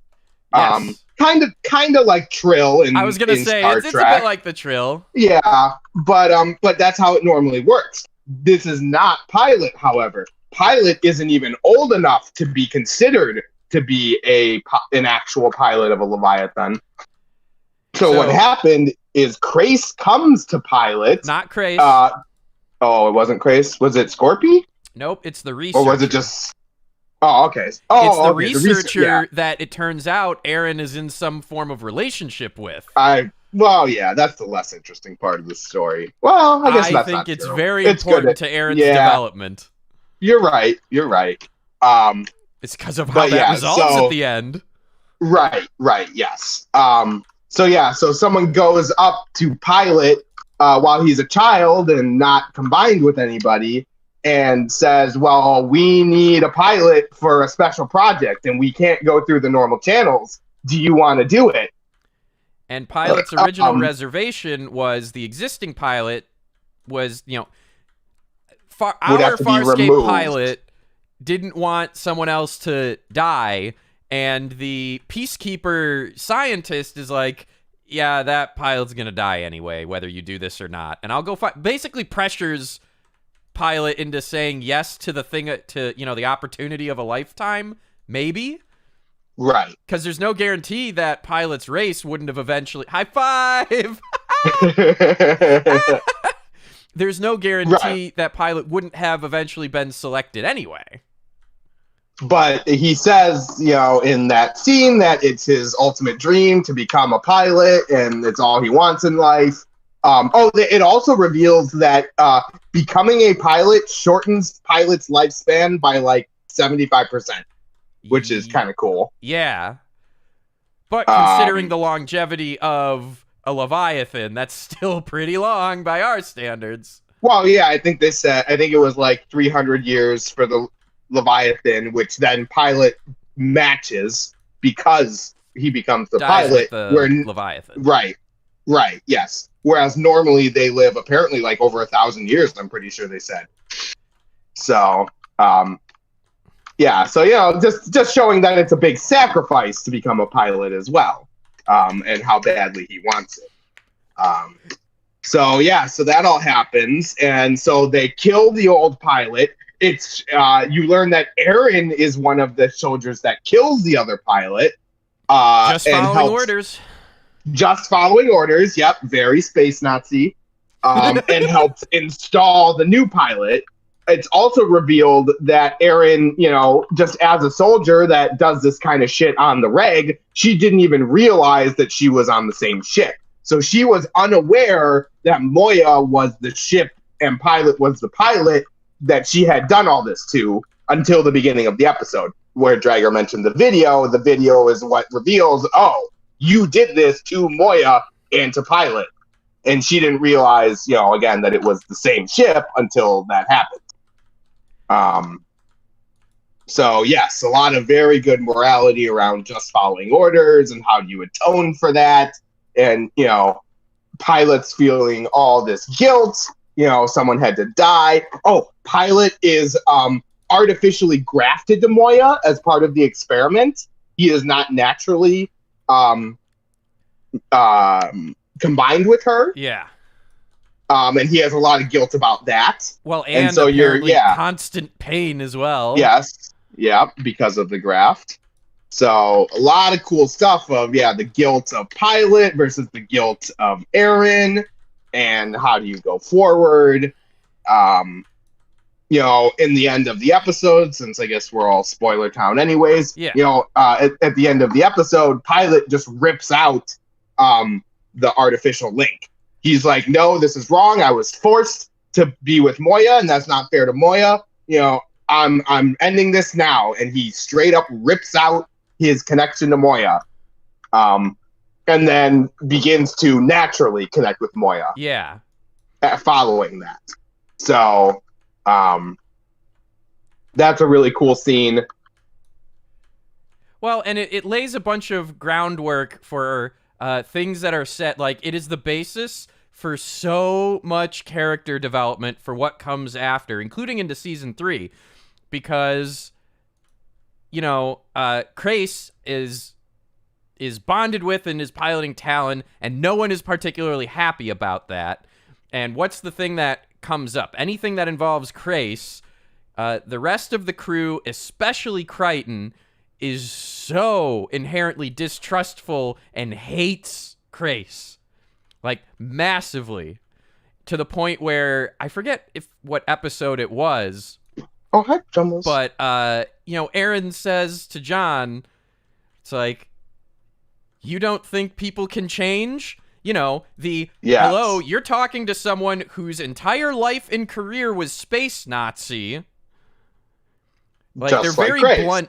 they're very blunt Yes. about how the characters hold double standards to each other sometimes. Well, and then Yes.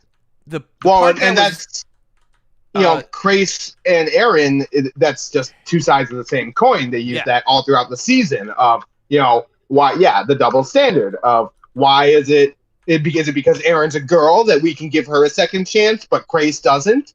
Yeah. And Crace actually shows in their meetings several times that he's reevaluating himself and his morals. And while he doesn't always make choices in the regard that us as the viewer or the crew likes, he's still doing it.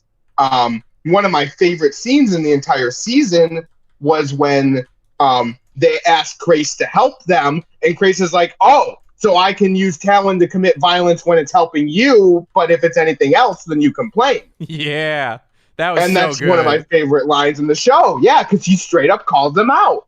That, like, you know, you say, I'm so evil, oh, but I can help you now, so it's okay. Like, that's a very good scene. And again, that's an interesting moral position for Crace, showing that, like, he All the actually people does. he's killed.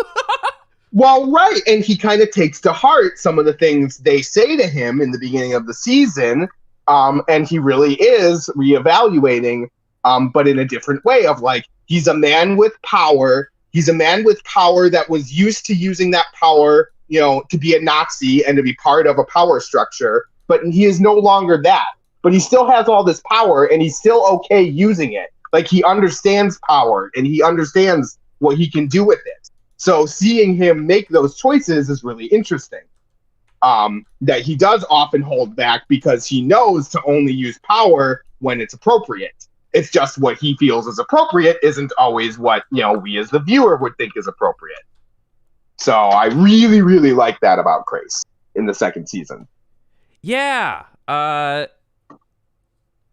It's getting there. There's still the inherent issue that in universe, this guy has committed so much evil, he ultimately is getting away with it.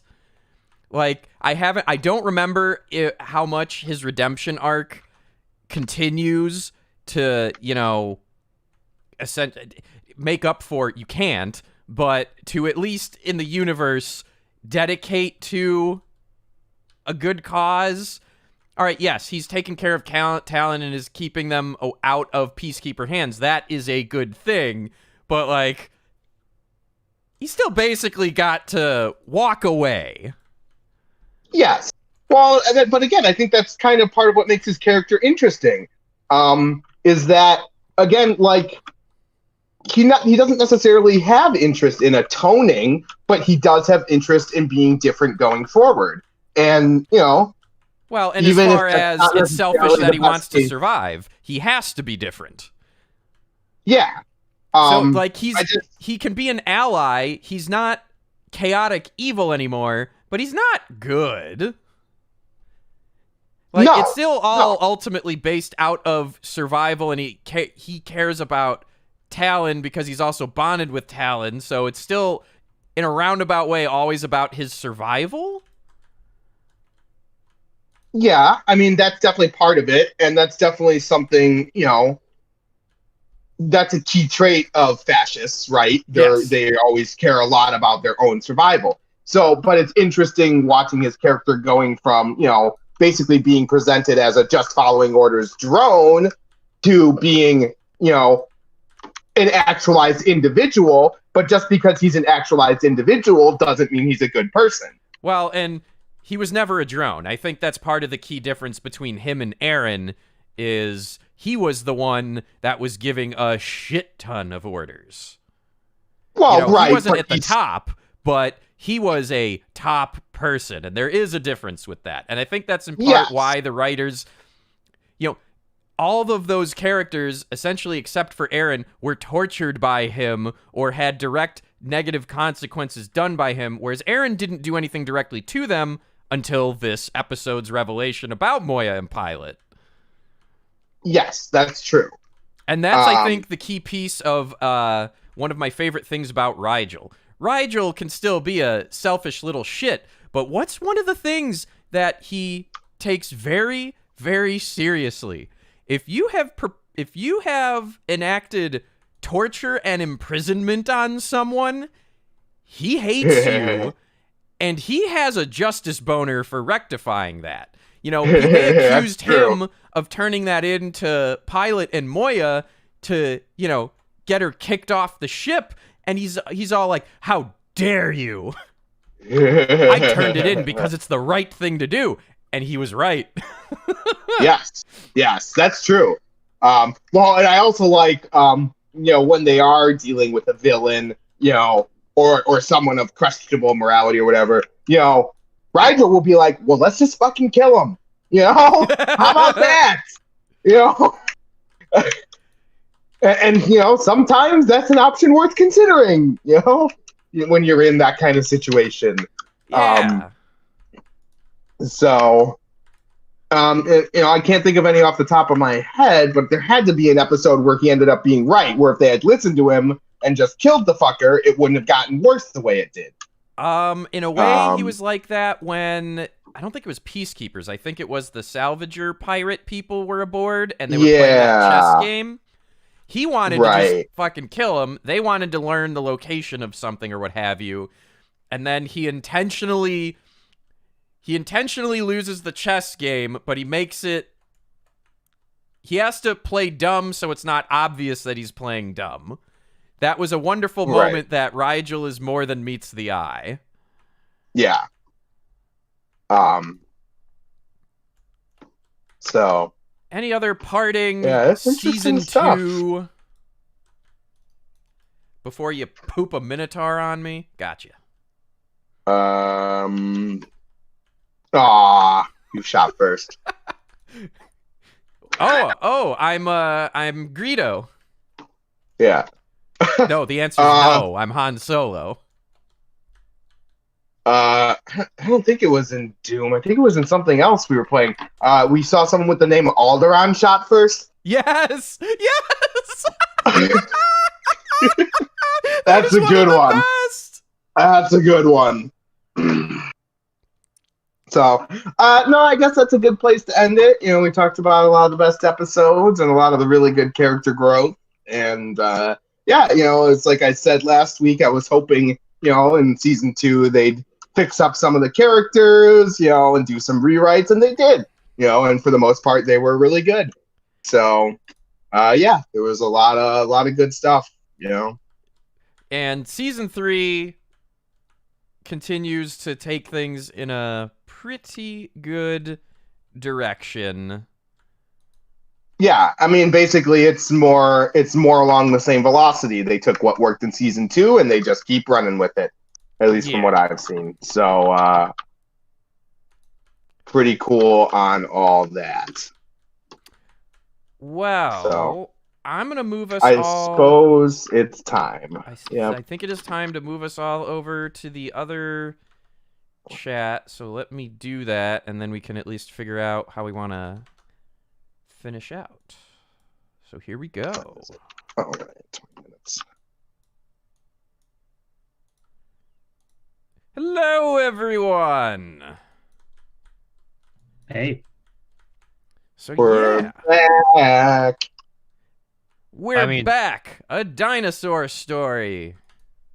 Well, we were with you the whole time, technically. Yeah, but it's easier to do this than to right-click and unmute each individual person. I more meant you could have worded it slightly differently, but okay. But we're back. We were briefly away for 3 seconds. So yeah, I think Jumbles and I are both midway through season 3 of Farscape, and if I can't do the live stream next Sunday, then maybe sounds like we'll we be figure off out the like a next quick 2. little weeknight thing, or at least do, you know, beans and talk about season 3, because I want to keep it fresh and timely. If I wait too long, I'm just not gonna want to do it. Wait, is there a way to shoot through the staircase? It might have weird geometry because it's Doom. Yeah. Anything that goes up or down, you can never trust the geometry, so maybe. There's like a hole in that staircase I could shoot through. Oh, yeah. That's probably true. I was on there was one of the maps where I think I got 20 frags consecutive without dying. Jeez.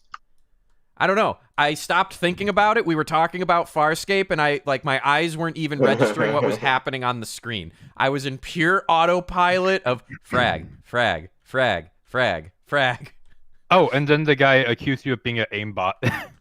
Oh, really? Yeah. That's hilarious. Like, no, I've just played this. I've played this more than Smash Brothers, and I've played a lot of Smash Brothers.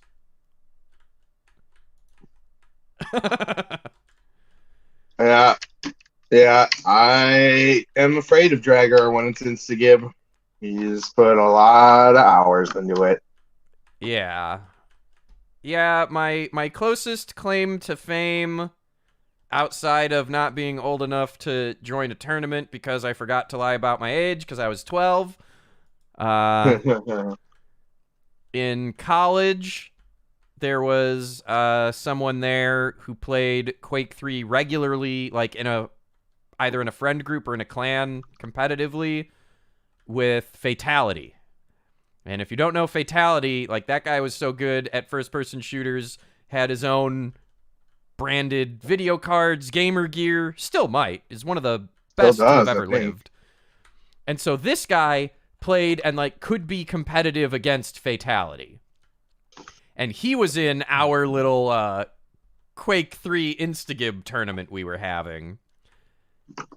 And I was able to compete with him. He won. He could keep it under pressure. I could not. As soon as I realized I had a chance of winning, I tanked. I choked so hard. So hard. Well, because in the semifinals match that I was playing, I just kind of did my thing. I'm like, I'm playing. All right, I kind of very remember this map. A lot of, I found my good jump pad route that I could change up pretty easily. And then all of a sudden, the announcer is going, it's like, because no one knew the name I was playing as. They knew my meat space name. So I hear over the PA system, who the fuck is Draggor? Wait, meat space? Yes, meat space. The place where you are. Yeah, the place where the meat is. And if you're around other meat, that's meat space. Arby's. Arby's, the place where other meat is. But, yeah, I think in my semifinals, the distance between me and second place, like, I had over double the person in second. And then it gets to the finals, and I'm doing well about halfway through. I'm in the lead, realize I'm in the lead, and fucking choke so bad. Yeah. So bad. It was unfortunate. Yep. Pressure's a killer when you're competing. Yeah. I think being on chess team really helped me with that one because, pressure would be on all the time there. I would say I'm probably better about it now as far as all of the live show stuff I've done, especially the the variety show where there's an audience of hundreds of people at Anthrocon. That hardened the nerves quite a bit. But otherwise, I don't know. I'm pretty proud when that douche canoe was challenging us, and while I wasn't gonna win, I sure made sure that douche canoe didn't. Yeah. I'm like, I cannot shoot Cyrus. Yeah. Well, okay. If there was only Cyrus and I, we shot each other. We took it very seriously. I wasn't just gonna hand a win over. But that was amazing. Not Cyrus was in the room, you damn right I'm gonna drop what I was doing to shoot him. I know the same. I feel the same with some people. The Cupid Decapitator is a wonderful name. Is that a bot name? No. I I think it's a rando. It is not a bot. I always did terribly in Magic tournaments. I think, in hindsight, I'm sure I, choked a whole bunch and doing the old PTQs and stuff. Oh, yeah. Maybe part of the reason why I got into the judging. Yeah, easier to judge it than to play in it. Yeah. There was the one time that we were going to win, and it was Malvin that made the mistake. He choked and made a mistake. And it was a team event. It was 3v3s. And yeah, we probably would have top forward. But he choked on one specific play that cost us the round. Yeah. Oh, God. We even called the judge over and stuff to confirm that he couldn't correct the mistake or anything, because it was a situation where he didn't see a card kind of thing. Yeah, it was a bummer. But anyway. All this talk of choking reminded me of a hot dog eating contest, and that's one way to choke. Have to show you more. Sonic ate a bunch of chili dogs. Hooray! We brought it back. It's full circle. Except for I was Sonic and maybe choking. Damn it! But otherwise, there was one time. No one here plays Dota, do they? Does anyone in the Twitch stream play Dota? Is the story worth telling? I tried it once. We were doing a LAN party at college, and so it was a LAN tournament between 8 teams or something like that. We're in the final round. It's my team with 4 of my friends. Other team, that's the other 5 of my friends, because we were the best people there, so we were the top 2 teams. We were doing oh god, what was that mode? The draft mode, where they're all standing in a circle. I haven't played regular Dota in so long. We took too long to draft, let the timer go out, and we got randomed onto Techies, which is the troll hero. Techies literally has suicide as a move in Dota, the game where you never want to die. Yeah, it's really bad. His other moves are he lays mines, proximity mines, he lays remote mines, and he can lay a mine that stuns. That's all he does. He's literally a troll hero. And I just got randomed him in the final match of, a tournament. He sounds like me. Yeah, we ended up winning anyways.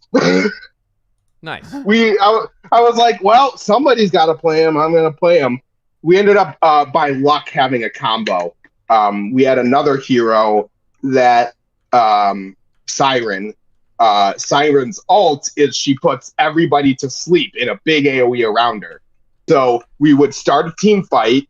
The Siren would run in and sleep everyone. When they're asleep, they're immune to damage and can't do anything, right? You're basically stasis for 5+ seconds. So he would sleep everybody. I'd run in, drop all the mines right at their feet, and by the time the stasis ended, the mines were active and would just kill them. So Jumbles, anyway, sit still. Won a Damn it, Dota Jumbles. tournament with the literal worst troll character in all of Dota. Don't let my friends live that one down, because it was against my friends. Yeah,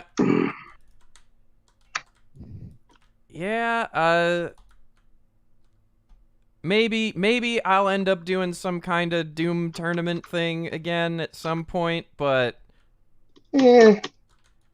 I occasionally like the competitive nature. It is fun.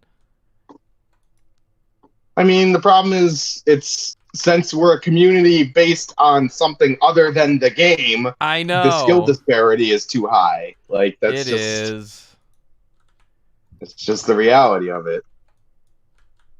Also, us regulars have gotten pretty good. I mean, I was you've even shot me 28 at one 4 point. fucking times this match. I have not been doing well. The juice has run out.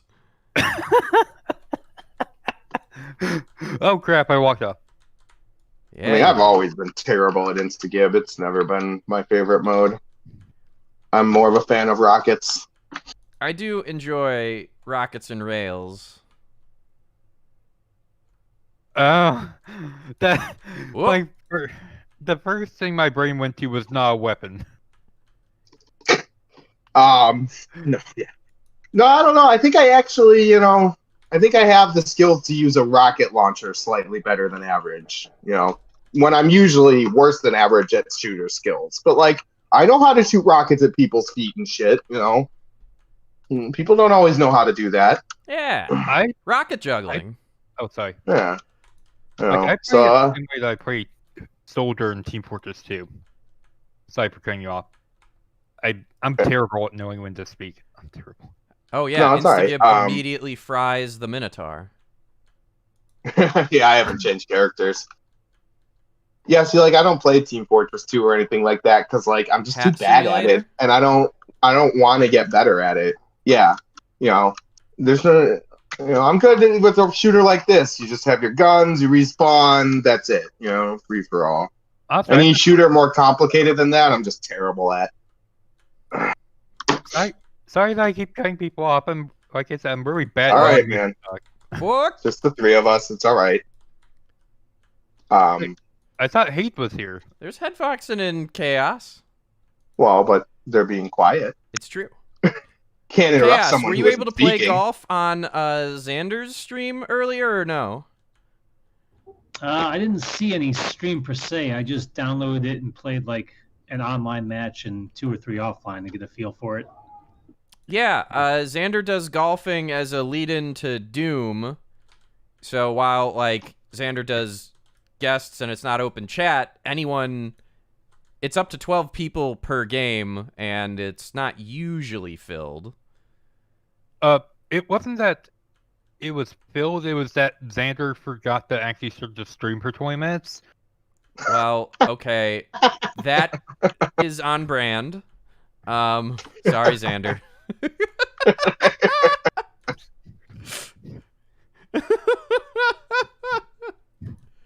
Oh my gosh, that was an unfortunate respawn for you.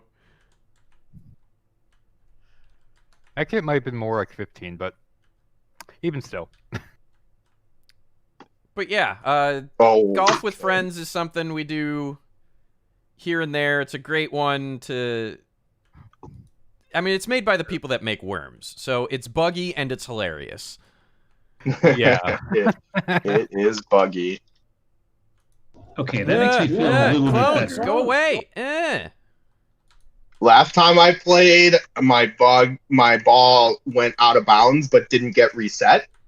So like my ball was lying out of bounds, and then I just had to shoot 12 times until I was out of shots because I couldn't get back into the play area. We have been, at least when we run the games, we try to remember to turn on, you get a stroke penalty, but the reset ball option, so you at least have a chance to not get a fucking 14. You just take a penalty. When that happens. Yeah. No wonder why my score is so low. See, I wasn't sure if I was just being impatient or if the game was just really kind of janky. The game is incredibly janky. It's pretty buggy. To be honest, high-speed physics like that is still somewhat difficult to code. For especially multiplayer, for yes. like an indie thing. If you're doing single player, it's not that bad. But well, on top of it, they don't exactly have some... Look, I'll live with the goofy physics of your ball getting yeeted in impossible directions with impossible speeds. That's fine. Your ball getting stuck as, like, they don't have a way to auto-detect whether you're in a good spot or not is a little bit ridiculous. Yeah, that's definitely more to complain about. I was just saying that, like Unreal Engine and Unity and stuff, like, those physics engines are great out of the box if you're doing, walking speed type things, but when you're talking high speeds, they really don't work great out of the box, and it takes a lot of tinkering to get them to be right. When you're talking high velocities like that. Learn that one the hard way. Oh, yeah. I meant to mention that supposedly the ray tracing technology can help with that in some way, but I don't know enough about it to actually talk about it. But I don't know. It could. That'd be cool. I just wanted to mention that, though. Well, because, I mean, basically physics interactions kind of are ray tracing, right? It's the same mathematics. So it would make sense that they would have overlapping breakthroughs. What is this hell dimension? Oh, that's where the BFG is if we weren't doing Instagib. Yeah. I don't like it. Yeah, I know I have played this map on Instagib before, but it has been a duration. There's some jumpy bullshit. I love some jumpy bullshit. Honestly, I gotta finish doing the Quake 3 open arena version with Instagib so we can play all sorts of different jumpy bullshit maps. But then we lose out on the class-based stuff. Why does this not auto-scroll? Well, we can change it up week to week.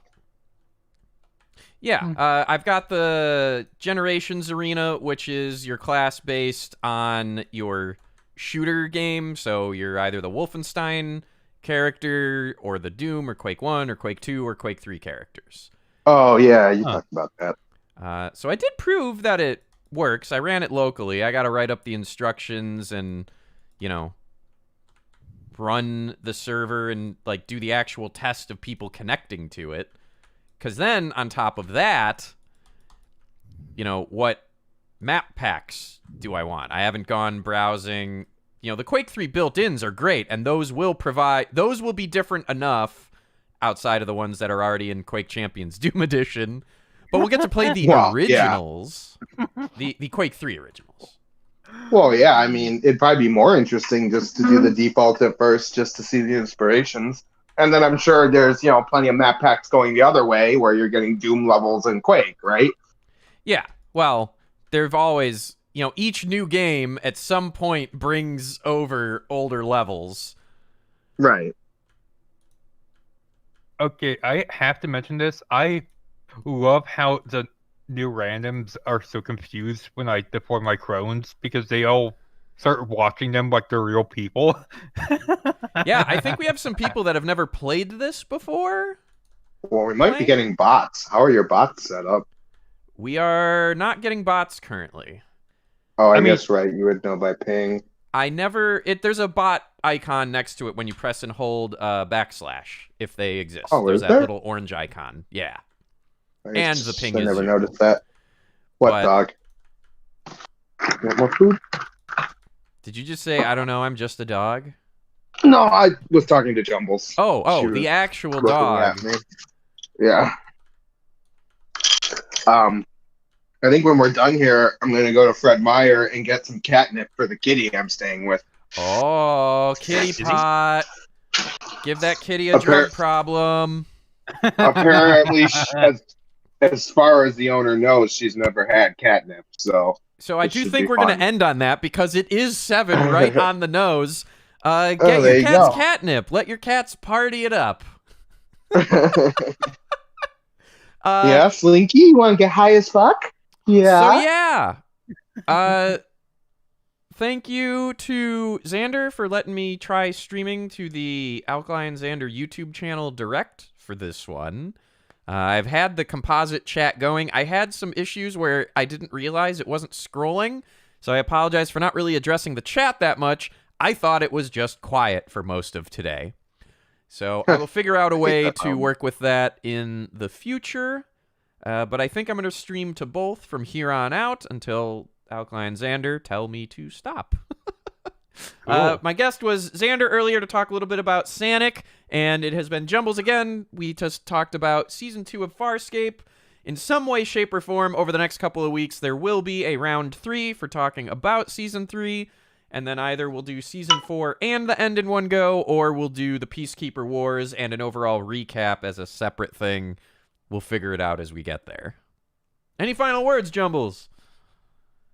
Don't pee on cats. All right. Get cats, kitty pot, and don't pee on cats. Thank you to Chaos, Gray Foxen, and Head Foxen for joining. Thank you to Conray, Smile Dog. I saw QQH earlier and Alkali in the chat. Thank you so much, and have a good rest of